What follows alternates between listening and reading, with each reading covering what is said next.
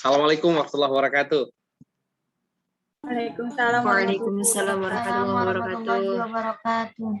Alhamdulillahirabbil alamin, assalatu wassalamu ala asyrafil anbiya'i wal mursalin wa ala alihi wa ashabihi ajma'in, amma ba'du. Apa kabar adik-adik semua, sehat di hari ini? Alhamdulillah sehat Bapak. Sehat Pak. Kemudian ketemu adik-adik hebat, Masya Allah luar biasa, calon-calon ulama besar, calon-calon pengusaha hebat, yang Masya Allah kebayang oleh saya suatu saat adik-adik punya bisnis yang besar, punya pabrik-pabrik yang besar, punya mall-mall syariah yang besar, properti syariah yang besar, tapi kemudian dari itu semua adik-adik punya mimpi besar juga, bagaimana bisa masuk surga sekeluarga, lalu kemudian bikin rumah tahfidz, ya, lalu kemudian gimana bayangin 5 tahun ke depan tuh kira-kira gue punya rumah tahfidz apa kira-kira ya, lalu dan berbagai macamnya. Nah, wah luar biasa, pokoknya keren, hebat kira-kira gitu ya. Sehingga hari ini saya ingin bicara tentang sukses kuliah dan sukses juga bisnis. Nah, adik-adik sekalian rahimallah, nanti bagaimana bisnis plan saya pikir ya biarlah Rizda dan Ola nanti yang dan termasuk Samsinar yang saya pikir sudah keren banget, top banget kira-kira, sudah sudah di banyak ajang. Nah, saya berharap 3 sekawan ini go internasional lah kira-kira, maka saya selalu share beberapa informasi yang berkaitan internasional. Yang lain saya pikir ya belajarlah dari 3 sekawan ini, lalu kemudian masuklah ke nasional, lalu kemudian internasional juga. Nah, adik-adik sekalian rahimahullah, ngomong apa sih kira-kira kita di hari ini? Oke deh, saya akan bahas tetap tentang bisnis ya, sukses kuliah dan sukses bisnis. Nah, adik-adik sekalian rahimahullah, ada orang yang cuman suksesnya kuliah aja, gitu, nilai tinggi, kira-kira gitu ya, tapi kemudian nggak punya duit, ya, nggak punya apa-apa, lalu kemudian kalau nggak bisa berbuat apa-apa, kira-kira gitu ya. Tapi ada juga orang punya uang tapi nggak punya ilmu, kira-kira gitu. Yang kita inginkan itu punya ilmunya banyak, kira-kira gitu, duitnya banyak, hafal Al-Quran juga banyak, kira-kira gitu ya. Jadi 3 lah kira-kira. Sukses kuliahnya keren, kira-kira, jadi dia bisa nomor 1 lah kira-kira ya. Lalu kemudian bisa dapat S2, ya, itu banyak sekali seperti kakak-kakak kelas adik-adik yang terdahulu kira-kira. Sukses organisasi, sukses kuliah, ya, lalu kemudian sukses juga bisnis, ya, lalu kemudian juga sukses murojaah dan berbagai macamnya. Nah, adik-adik sekalian, 4 pondasi yang selalu saya katakan bahwa adik-adik sekarang mungkin berapa sih umur paling tinggi, berapa sekarang? Berapa umur paling tinggi sekarang berapa? 22, 23, Pak. 22, 23. Oke, belum terlambat ya, 22, 23. Nah, gitu. Karena ada orang namanya penyesalan 30-an. Orang menyesal di umur 30. Kenapa dia belum punya bisnis dan berbagai macamnya. Nah, oleh karena itu ada 4 kekuatan yang harus ditanamkan bagi adik-adik sekalian, dan termasuk juga untuk Pak Hendra. Yang pertama harus kuat akidahnya. Ya, akidah ini menjadi sangat penting sekali. Bahwa dagang itu bukan karena kehebatan kita, ya, betul ada ikhtiar, ada inovasi, ada kreasi kita, tapi pada akhirnya Allah juga menentukannya. Di situ ada akidah pedagang yang luar biasa, ya. Duh, kok nggak laku sih? Kok nggak apa sih? Nggak laris sih? Nggak apa sih? Ya sudahlah, kewajiban kita kan cuma usaha, ya, pontang-panting dan berbagai macamnya, ya kan. Tapi pada akhirnya Allah juga menentukannya. Mau bisnis offline, online, semuanya kan cuman cara dagang kan, ada yang dagangnya offline, ada yang dagangnya online. Tapi berapa rezekinya itu Allah yang ngaturnya, kira-kira gitu. Nah, jadi kuat akidahnya. Nah, lalu yang kedua, kuat pula ibadahnya. Ibadah ini menjadi sangat penting sekali. Muslim yang hebat tuh harus kuat akidahnya, kuat juga ibadahnya. Jadi semangat ibadahnya tuh luar biasa. Jadi Rasulullah itu luar biasa dan para sahabat. Lalu kemudian kuat ilmunya. Nah, ilmu ini menjadi sangat penting. Saya selalu katakan kenapa saya mati-matian sampai S3 di usia yang sangat muda, di umur 25 tahun saya masuk S3, ya. Kenapa? Satu cuman, ya, saya ingin Allah angkat derajat saya pada dasarnya. Karena hanya orang berilmu lah yang Allah angkat derajatnya. Nah, saya berharap ada adik hari ini yang umurnya 23, 22, ya, atau 21, semangat terus, ya. Mudah-mudahan nanti bisa lanjut S2, ya, umur 25 selesai S2, 23 itu kan anggaplah 23, 2 tahun kan S2. S2 itu kan di dalam kelas cuma 1,5 tahun. Ya kan, saya dulu bisa alhamdulillah 1 tahun 8 bulan S2 di UIN. Angkatan pertama alhamdulillah lulus terbaik pertama kali lagi, ya kan? dan lanjut S3 umur 25. Saya pikir I believe you can do it. Saya yakin adik-adik bisa melakukan hal yang serupa, bahkan better, lebih baik lagi kira-kira gitu ya. Nah, terus S2 umur 25 selesai, umur 25 terus tancap S3. Lo kapan nikahnya Pak Hendra? Nah, nikah bisa lah kira-kira sambil berjalan kira-kira gitu kan. Ya kan? Karena ada banyak anggapan, nah Pak Hendra nanti kami perempuan tinggi-tinggi nanti repot juga carinya, kalau dokter carinya profesor kan gitu, repot juga kira-kira gitu ya. Tapi berjalan lah insyaallah, mudah-mudahan sukses semuanya. Nah, ilmunya harus kuat nih kira-kira. Nah, jadilah jadi profesor muda, nah itu keren banget lah hari-hari ini. Lalu kemudian kuat ekonomi, akidah kuat nih, ibadah kuat nih, ilmunya kuat, tapi duitnya nggak punya. Ah, gimana kira-kira? Mau sedekah nggak punya duit, ya kan? Mau bangun rumah tahfidz nggak punya duit, ya minta-minta dulu pada orang lain, ya enggak lah kira-kira gitu ya. Ya jadi saya punya ilmu Al-Qur'annya, saya punya ilmunya. Nah, saya bangunin deh rumah tahfidznya sendiri ya. Saya bangun tuh mal-mal syariahnya. Karyawannya gimana? Karyawannya semua pakai jilbab semuanya, kalau waktu sholat stop semuanya. Wah, keren pokoknya bisa. Nah, jadi mimpi besar itu pada dasarnya ya bisa dilakukan ketika adik punya keempat-empat ini. Oke. Nah, apa bahayanya kalau nggak punya uang? Ya, hasil riset menunjukkan hancur fondasi rumah tangga. Ya. Nah, rata-rata memang betul kata orang, ya untuk mengawali itu dengan jatuh cinta, tapi untuk mempertahankannya dengan uang. Ya, benar atau salah lah kira-kira gitu ya. Ya, tapi tentu ya saya tidak sepakat juga kalau semuanya dengan uang. Tentu dengan iman, dengan rasa cinta dan berbagai macamnya. Nah, tapi kondisi yang terjadi hari ini dengan zaman media sosial dan berbagai macamnya, ya orang pergi, kenapa gua nggak pergi? Kira-kira orang punya, kenapa gua nggak punya kan gitu. Persoalannya kan itu kan sekarang kan, ya kan. Jadi mudah-mudahan lah ketika ekonominya bagus, maka secara otomatis mudah-mudahan dia bisa langgeng. Lalu kemudian rawan hilangnya fondasi iman. Orang ketika nggak punya uang, maka dia bisa menjadi kadal fakru ayakuna kufron itu. Kemiskinan itu mendekatkan orang pada kekufuran. Ya. Dengan satu kardus mie, orang bisa berubah akidahnya dan berbagai macamnya. Yang sampai, nah kitalah bagian penyelamat itu. Bagaimana cara membangun ekonomi keluarga? Ekonomi ketika kuliah ini, ya ada dua caranya, kerja atau dagang. Pilih mana kira-kira? Hah? Pilih mana? Dagang dan bekerja, Pak. Dagang dan bekerja. Oke. Ada berapa sih 9? Kan saya selalu bilang tuh ada 10 pintu rezeki ya. 10 pintu rezeki dan 1 pintu rezeki dari bekerja. Dan ada 9 pintu rezeki dari bisnis kata Rasulullah. Meskipun itu kadang-kadang ada anak iki juga hebat juga. Jadi suaminya itu orientasinya bekerja. Lalu dia copy paste lah tulisan saya di media sosial. Lalu ditunjukkan sama suaminya. Kata suaminya hadisnya doib nih kata Pak. jadi keren juga bagi saya kira-kira gitu. Tapi bagi saya is okay lah, meskipun itu diperdebatkan status hadisnya. Tapi bagi saya jika ada 9 pintu rezeki dari dagang, lalu kenapa juga kita mati-matian merebut 1 pintu rezeki dari kerja? Itu aja sih yang selalu memotivasi. Iya juga sih kata Pak Hendra.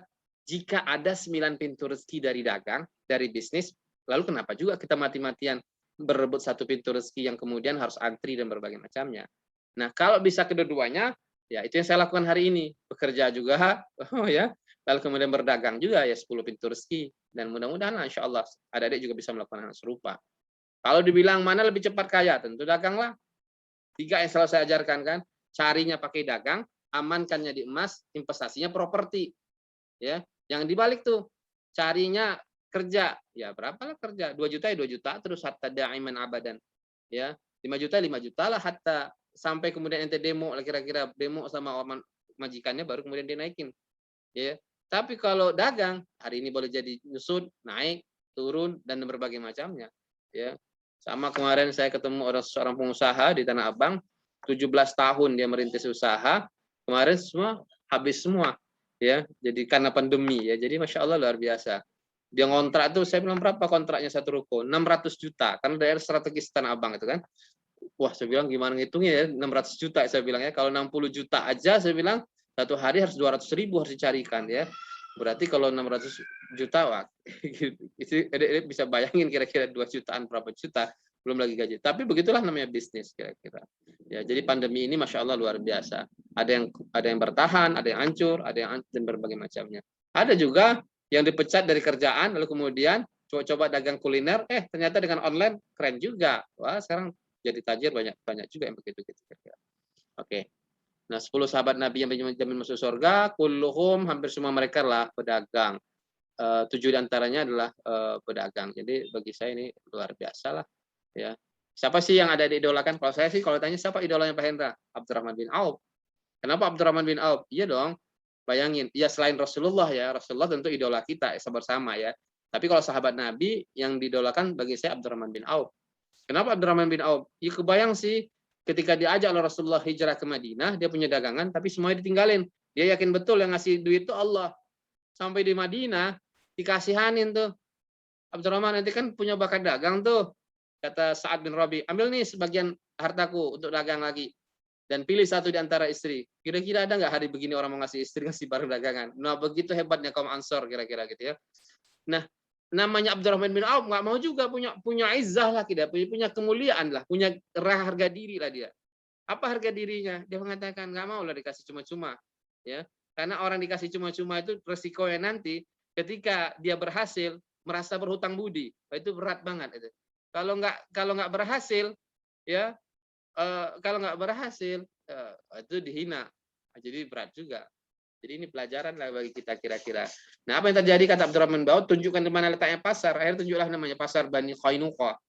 Kenapa Abdurrahman bin Auf pada saat itu nggak mengatakan mana barangnya, biar aku jualin deh, kira-kira gitu. Kenapa? Ayo, ada yang bisa tahu jawabnya? Kenapa? Karena Abdurrahman bin Auf ingin tahu dulu dong apa yang dibutuhkan orang di pasar. Karena dengan mengetahui apa kebutuhan orang, dia bisa nyiapinnya. Jadi pada dasarnya dagang itu kan cuma dua, menyelesaikan masalah orang lain atau menyiapkan kebutuhan orang lain. Mas Nadiem, Mas Menteri, ya itu pulang dari Amerika, masuk Jakarta, dia lihat tuh, Jakarta tuh macet, ya mau kemana-mana macet. Nah keluar tuh ide kreatifnya, ya ide inovasi dan berbagai macamnya. Kalau begitu gue bikin Gojek dong. Lalu gimana caranya? Gue nggak punya duit untuk beli motornya. Udah, motornya orang lain aja. Mereka disuruh bikin aplikasi. Selesai kan, menyelesaikan masalah. Dibeli nggak produknya? Dibeli. Karena dia menyelesaikan masalah orang lain. Saya dulu, kebayang oleh saya dulu. Saya duduklah di Fakultas Syariah di UIN, ada 10.000 nih mahasiswa. Masa kalau beli barang, saya nemenin teman-teman itu, harus ke Blok M dulu, saya bilang. Karena di Ciputat mahal. Kenapa nggak kemudian nggak bikin dagangan kecil-kecilan gitu? Saya bilang kalau 10.000, 1.000 aja kita cukupin sepatunya, sandalnya, jilbabnya, masa kita nggak untung sih? 1.000, untung 1.000 aja kali 1.000 kan sudah 1 juta, aku bilang. Bikinlah coba-coba kecil-kecilan. Iya, diikutin semua orang semuanya. Yang dulunya rental jadi barang jilbab-jilbab, kan keren gitu. Jadi semuanya, sekarang orang nggak perlu lagi ke Blok M dan berbagai macamnya. Dan cukup di Ciputat semua sudah terpenuhi semuanya. Jadi pada dasarnya adalah dua saja. Apa tadi, Dek? Menyelesaikan masalah orang lain atau menyediakan kebutuhan orang lain. Saya cari itu sisir rambut dari ujung Legoso ke ujung Legoso, masya Allah. Gue bilang sisir rambut nggak ada, besok sediain aja sisir rambut. Ambil satu untuk pakai, 11-nya jual. Untungnya dapat, ya kan? Kita dapat pakai gratis. Besok cari-cari lagi. Saya tuh punya pengalaman loh ketika nikah, awal-awal nikah. Istri saya tuh kan suka boneka dia. Oh, tiap pagi lah kalau hari Ahad itu kan jualan ke Sandratek tuh lihat boneka gitu, mainan bla bla bla gitu. Gue pikir sudahlah besok saya jual mainan lah, jual boneka.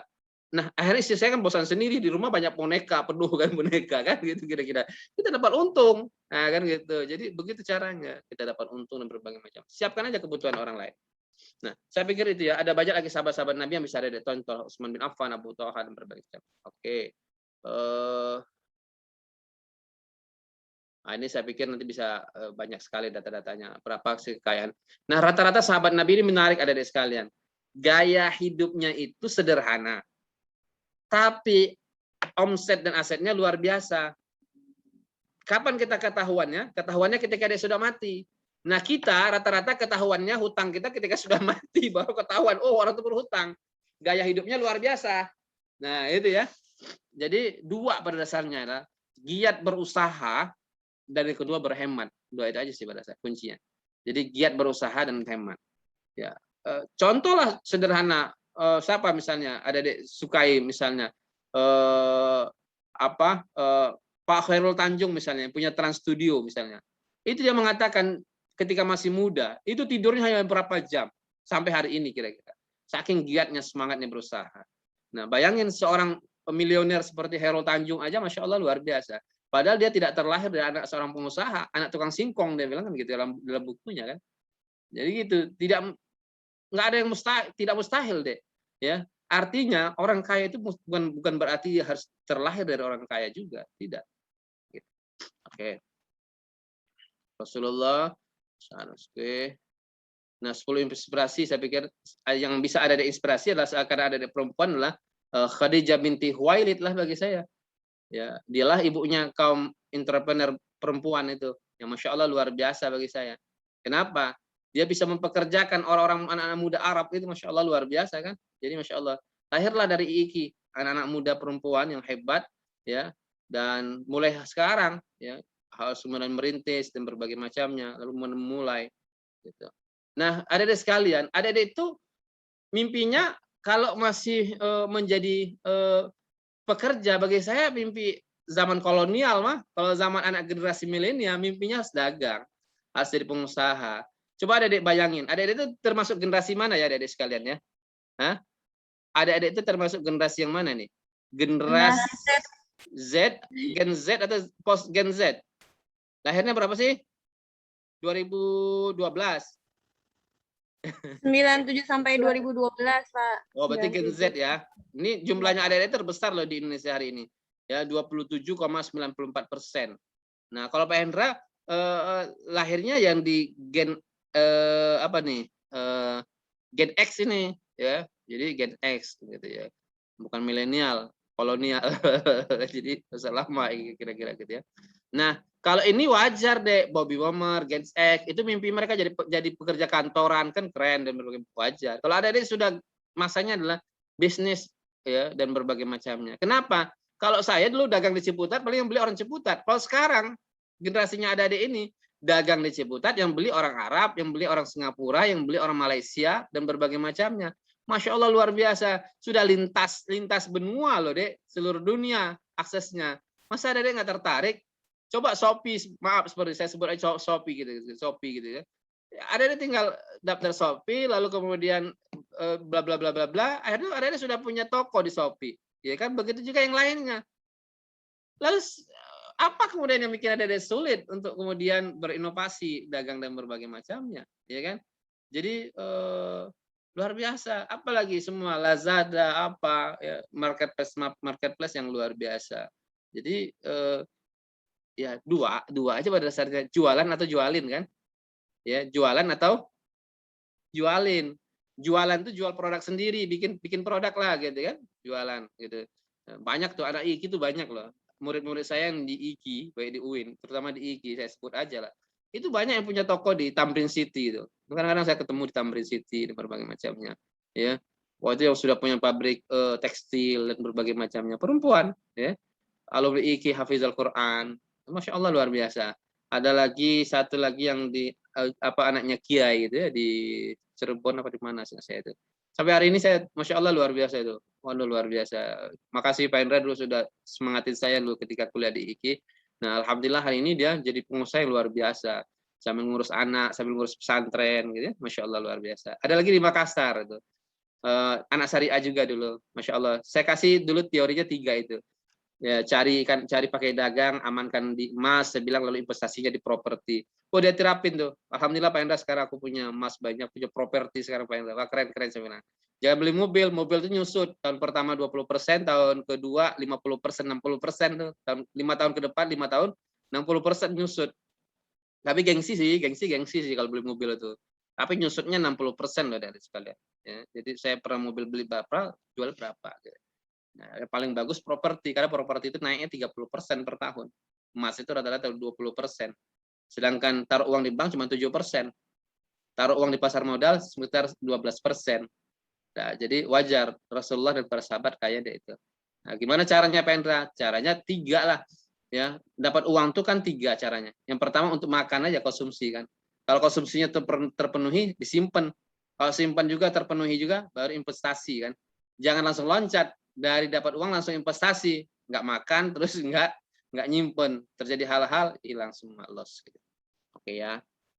Nah, bisnis itu tidak harus punya modal. Ini banyak lahir, semuanya rata-rata lahir tanpa modal semua. Ya, Uber, kendaraan-kendaraan lain, Facebook itu bayangin, yang isi kontennya siapa? Kita. Yang untung siapa? Dia yang untung. Ya kan, dasar luar biasa. Ada banyak lagi yang lainnya. Nah, kalau adik-adik selalu saya kasih inspirasi Mbak Nurhaiti Sebakat nih lah, inspirasi adik-adik. Ya, coba nanti Rizda melalui BEM ya, saya berharap bisa mengundang Mbak Nurhaiti Sebakat lah ya, untuk bisa menjadi satu sesi apa ya, seminar nasional atau internasional ya. Nah, nanti diduetkanlah Mbak Nurhaiti Sebakat satu orang, satu lagi dari luar negeri atau apa nanti. Nah, itu baru keren lah bagi saya. Atau menjadi pembicara tunggal boleh juga. Ya, coba. Saya pikir Mbak Nurhaiti tertarik ya, tinggal link aja bagi saya sih untuk bisa datang ke IKI kira-kira gitu. Dan itu luar biasa lah. Apalagi dia merupakan orang yang pertama sekali nyumbang 30 miliaran ya di tengah pandemi Covid ya.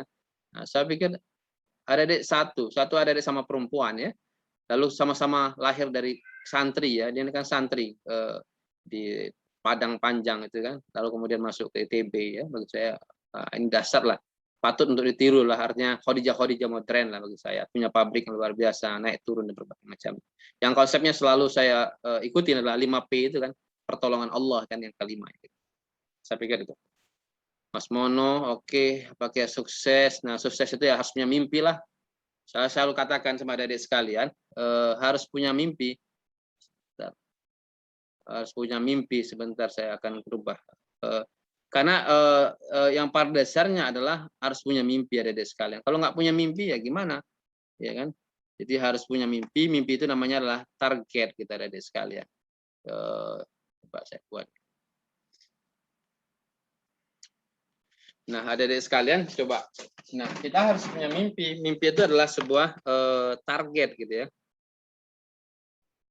Lalu kapan kemudian kita harus menyelesaikan mimpi kita? Sebentar. Nah, harus punya mimpi. Mau kemana kamu? Nggak tahu. Jam berapa? Nggak tahu. Orang sudah tahu saja masih bisa gagal, apalagi nggak tahu. Mau kemana kamu? Mau ke Surabaya. Naik apa? Naik pesawat. Jam berapa? Jam 4 pesawatnya. Masih bisa gagal nggak? Masih bisa gagal. Apalagi yang nggak ditanya nggak tahu. Berarti sama dengan merencanakan sebuah kegagalan dalam hidupnya. Harus punya mimpi. Mimpi itulah target. Ya. Atau targetnya apa kira-kira? Oh, saya ingin punya pabrik. Nah, caranya gimana? Nah, caranya menyicil hari ini atau menabung hari ini atau pelan-pelan investasi hari ini. Nah, saya pikir. Lalu disiplin. Target lalu caranya ada ya. Tapi nggak disiplin. Nggak jadi juga ya. Kuncinya pada dasarnya terakhir adalah disiplin gitu. Nah, disiplin yang terakhir kalau zaman generasi milenial sekarang harus kolaborasi. Kolaborasi. Kolaborasi itu bersama. Nggak bisa lagi. Sekarang nggak bisa lagi main sendirian. Ya, mau bikin YouTube harus punya tim kreatif. Mau bikin apa semua harus punya tim kreatif. Mau bikin toko online nggak bisa kerja sendiri, harus punya tim kreatif. Ya, jadi harus kolaborasi.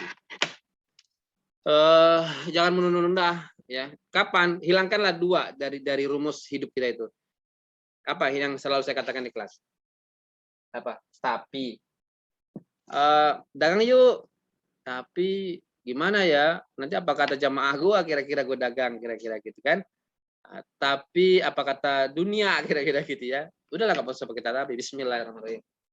Yang kedua nanti ajalah tunggu selesai kuliah biar nggak ribet gitu. Ternyata masuk S2. Nanti ajalah tunggu masuk S3 gitu kan. Jangan pakai nanti. Bismillah ajalah. Ya, pohon yang besar kan tuh diawali dari bibit yang kecil. Ya. Oh, sekarang gue nggak bisa fokus nih. Ya, nggak apa-apa.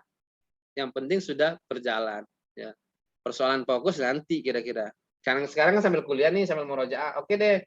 Ya, karena online dan berbagai macamnya, tentukan saja waktunya. Jualannya jam sekian. Marah nggak orang? Nggak marah lah. Yang punya toko kita kok. Gitu kan. Jadi kuliahnya sukses, dagangnya juga sukses. Aku takut, kenapa sih orang nggak mau dagang itu? Karena takut rugi kan? Ya, dalam bisnis itu kan dihadapkan pada 3 kan? Apa? Untung, impas, sama rugi. Ya, 3 itu kan?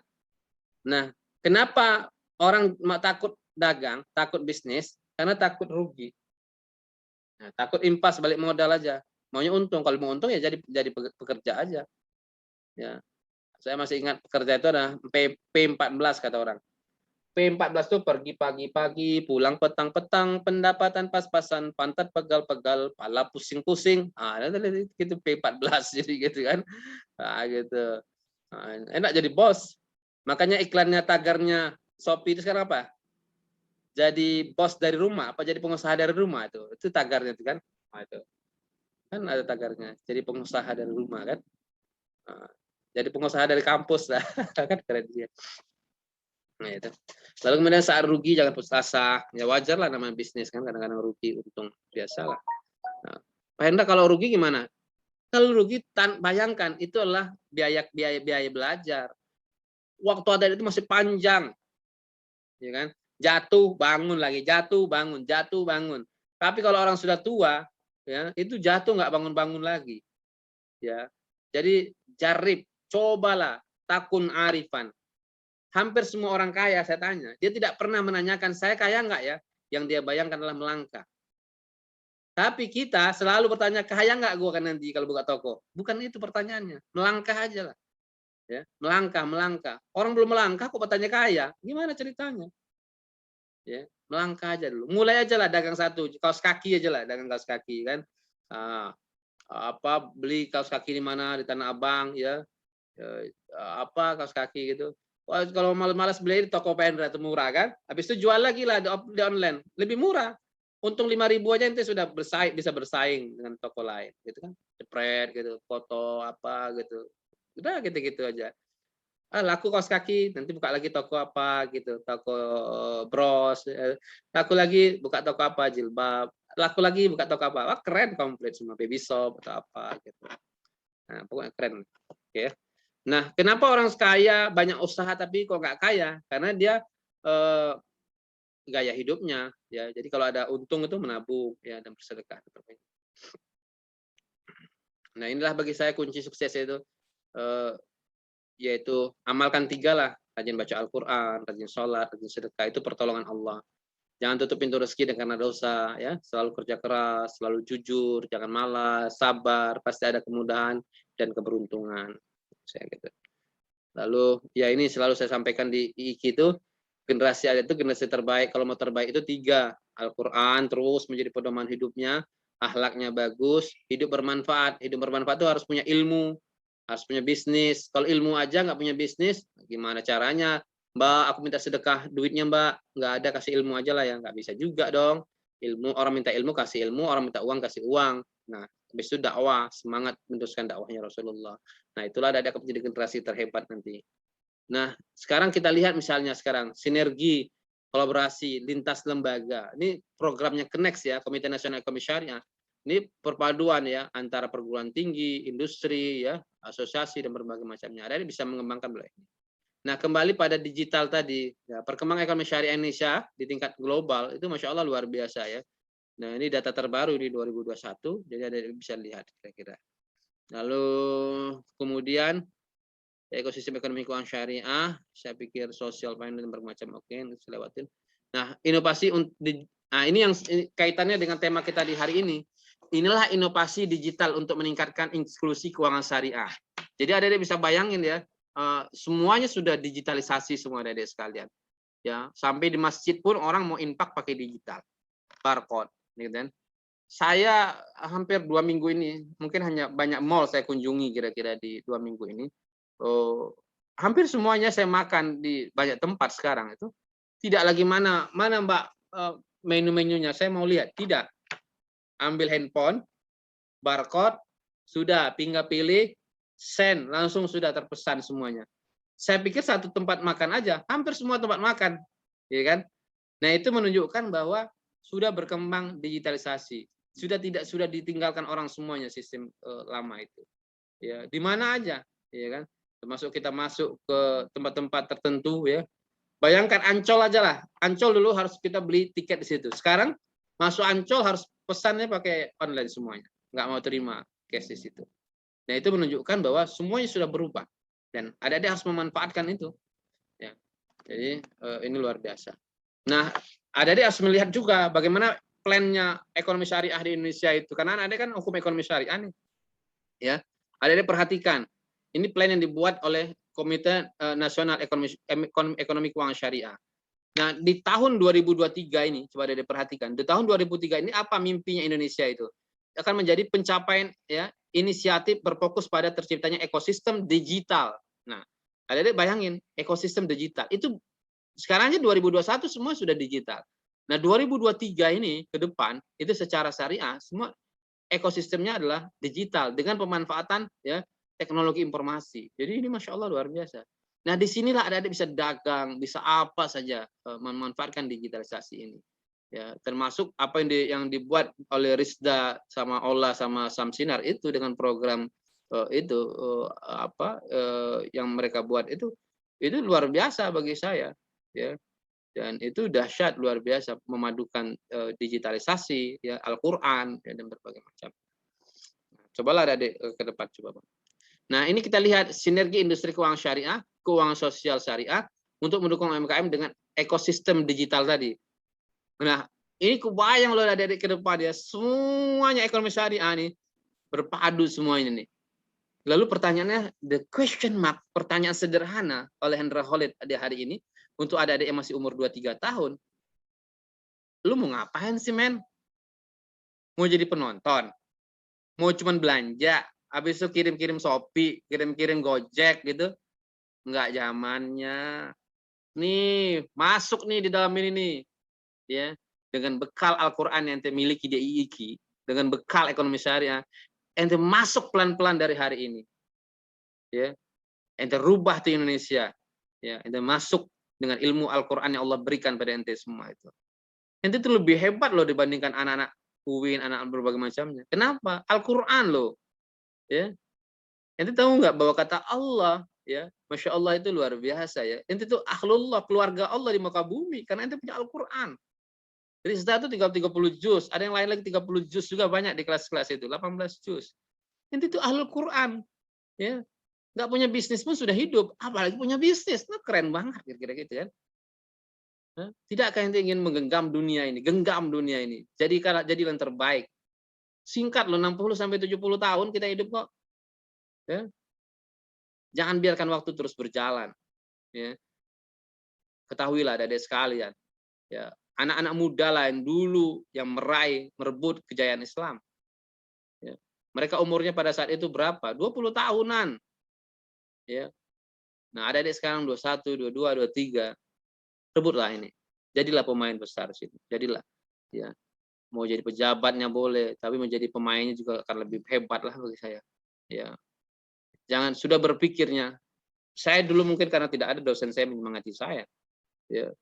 Jadi malu-malu. Saya punya teman saya selalu menyemangati saya karena dia S1-nya lulusan Al-Azhar, ya, dia kemudian S2-nya Australia. Ya itu yang pada dasarnya mempengaruhi self confidence saya.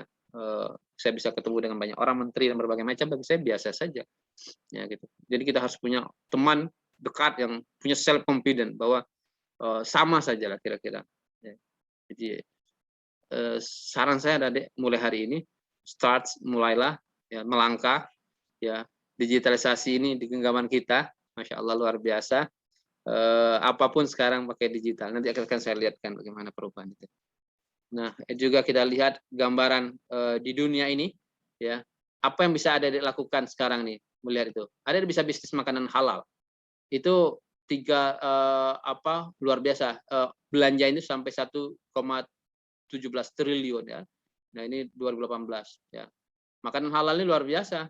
Orang semua pengen halal deh, ya kan? Makan halal dan berbagai macamnya. Al-Keuangan Syariah, perjalanan ramah Muslim. Pendra aku nggak punya bakat, Pendra dagang kayak Pendra tuh.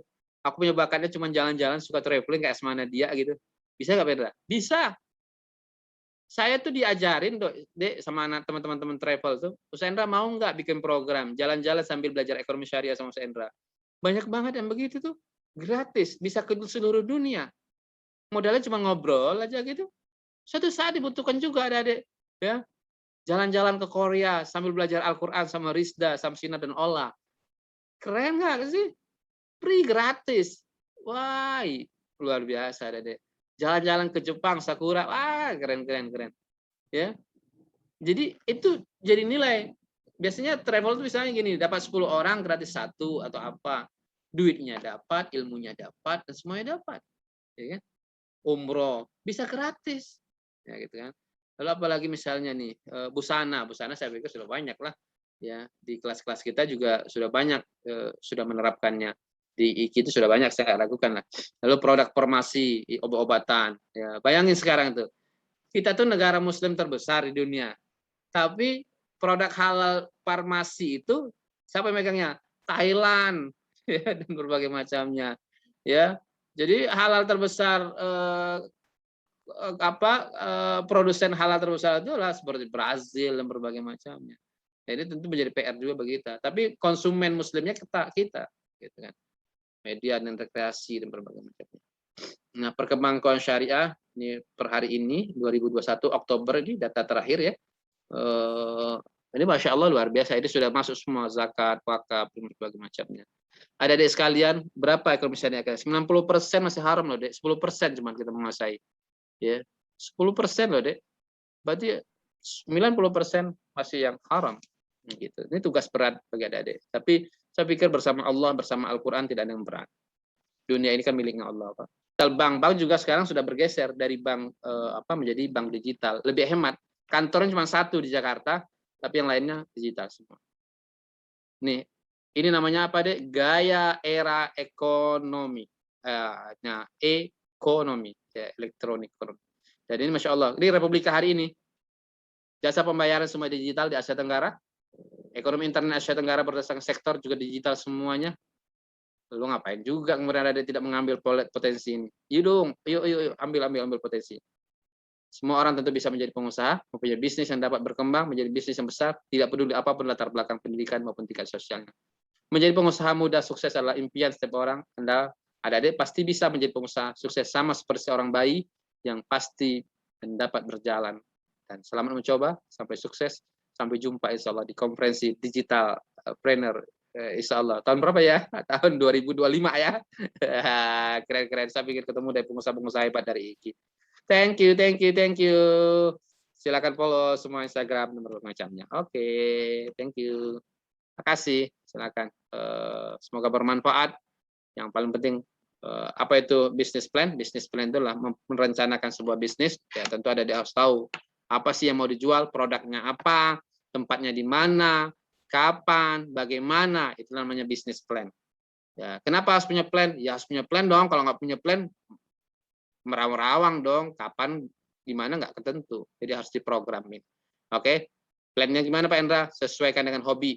Hobi kuliner, maka bisnis kuliner. Hobi passion, bisnis passion. Kenapa pakai hobi Pak Endra? Iya, karena hobi itu ada cinta. Kalau orang sudah cinta, ada energi lebih. Nah, keren ya. Thank you. Makasih. Good luck. Ada pertanyaan silakan kalau memang ada kesempatan. Tapi kalau tidak, yes, oke. Saya pikir itu semoga bermanfaat untuk semua adik-adik sekalian. Saya senang sekali ketemu adik-adik sekalian, anak-anak muda yang hebat, ahli Al-Quran. Dan I believe lahirlah milioner, tidak hanya milioner, triliuner dari IKI Jakarta. Keren, top banget. Makasih ya. Assalamualaikum warahmatullahi wabarakatuh. Waalaikumsalam. Warahmatullahi wabarakatuh. Terima kasih kepada Bapak Dr. Hendra Khalid MA yang telah menyampaikan pemaparan yang sangat bermanfaat. Semoga pemaparan ini bisa menjadi ladang pahala untuk Pak Hendra. Amin. Baik, acara selanjutnya penyerahan sertifikat dan dokumentasi secara simbolis kepada Bapak Dr. Hendra Khalid MA yang akan dibantu oleh divisi IT pada divisi IT di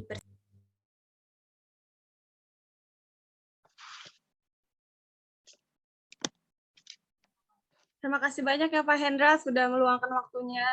Wah, sama-sama Rizda dan teman-teman. Sukses selalu ya di Fakultas Syariah dan Ekonomi Islam IKI Jakarta ya. Saya bangga dengan Rizda dan teman-teman semua DEMA, dan saya pikir acara ini sangat bermanfaat terus, dan saya berharap mudah-mudahan menjadi inspirasi. Tidak hanya kita bicarakan saja di forum ini, tapi I believe you can do it now. Jangan menanti, jangan menunda. Go and go. Saya pikir go internasional. Thank you. Terima kasih sekali lagi. Assalamualaikum warahmatullahi wabarakatuh.